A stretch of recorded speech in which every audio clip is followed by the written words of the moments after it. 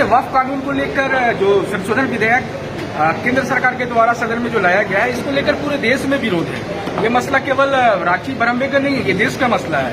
वक्फ कानून जो है ये अल्लाह का कानून है और ये भारतीय संविधान के अंतर्गत ये कानून का निर्माण 1952 में किया गया था और उसमें जो खामियां थी, जो त्रुटियां थी, उसके लिए भी 1995 में वक्फ अधिनियम 1995 बनाया गया। वक्फ अधिनियम 1995 में जो त्रुटियां थी, वक्फ कानून को जो मजबूत बनाना था, उसके लिए जो है 2010 में बिल लाया गया था, संशोधन बिल। और उस बिल में भी कई किस्म का जो है सदन में चर्चा परिचर्चा के बाद उसको सेलेक्ट कमेटी में भेजा गया था। और सेलेक्ट कमेटी में उस समय जो हमारे विपक्ष भाजपा के जो नेता थे, चाहे वो सुषमा स्वराज जी हो या और भी जो बीजेपी के जो बड़े लीडर थे सदन में, उन लोगों को भी सेलेक्ट कमेटी में शामिल किया गया था। और सेलेक्ट कमेटी का संशोधन और सुधार के बाद वक्फ अधिनियम 2013 जो है पारित किया गया था सदन से। और उसी वक्फ अधिनियम 2013 को जो है केंद्र सरकार फिर संशोधन करना चाहता है। तो अल्पसंख्यकों के अधिकार का मसला है, न्याय का मसला है, रोजगार का मसला है, उनका विकास का मसला है। तो केंद्र सरकार इन मसलों को फोकस करने के बजाय उनके नीतिगत जो मामले, उनके कानूनी जो मामले हैं, उसको जो है फंसाना चाहती है, उसमें संशोधन करना चाहती है, उसको खत्म करना चाहती है। आपको मैं बता दूं कि पूरे देश में एक भ्रम फैलाया जा रहा है कि सरकारी जमीनों को कब्जा किया जा रहा है वक्फ कानून के तहत, जो बिल्कुल बेबुनियाद और मनगढ़ंत आरोप है।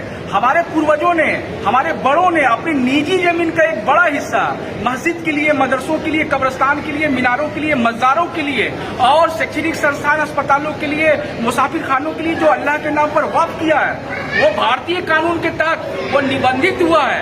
और वो निबंधन के तहत जो है पूरे देश में, कोई एक जगह नहीं। ये लोग जो रीमर फैला रहे हैं कि भाई रेलवे के बाद और डिफेंस के बाद सबसे ज्यादा संपत्ति मुसलमानों के पास है, तो कोई एक जगह नहीं है, ये टुकड़ों में है। कुछ रांची में है, कुछ लोहरदगा में है, कुछ उत्तर प्रदेश में है, कुछ बिहार में, कुछ कलकत्ता में, कुछ मुंबई में, कुछ महाराष्ट्र में, कुछ चेन्नई में है। तो पूरे देश में जो है 9 लाख एकड़ जो है निबंधित संपत्ति है और गैर निबंधित 1 लाख एकड़ है। तो ये 10 लाख एकड़ जमीन जो है वक्फ की जमीन भारत में है, लेकिन ये कब्रिस्तान के रूप में है, मस्जिद के रूप में है, ईदगाह के रूप में है, मजार के रूप में है, मीनार के रूप में है, मुसाफिर खाना के रूप में है। ये खुला हुआ जमीन नहीं है, खेत खलियान नहीं है।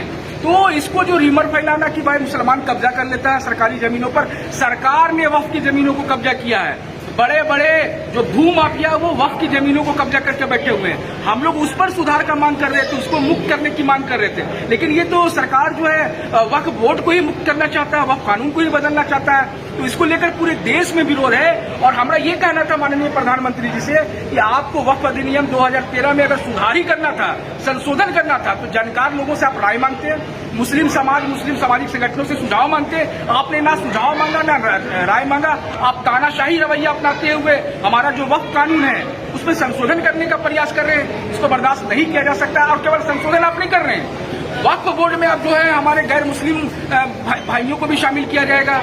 जो हमारा मामला वक्फ ट्रिब्यूनल में जाता है उसको अब सिविल कानून के तहत आप बोल रहे हैं कि भाई हम निचली अदालत में लाएंगे, सिविल कोर्ट में लाएंगे, फिर हाई कोर्ट में जाएगा।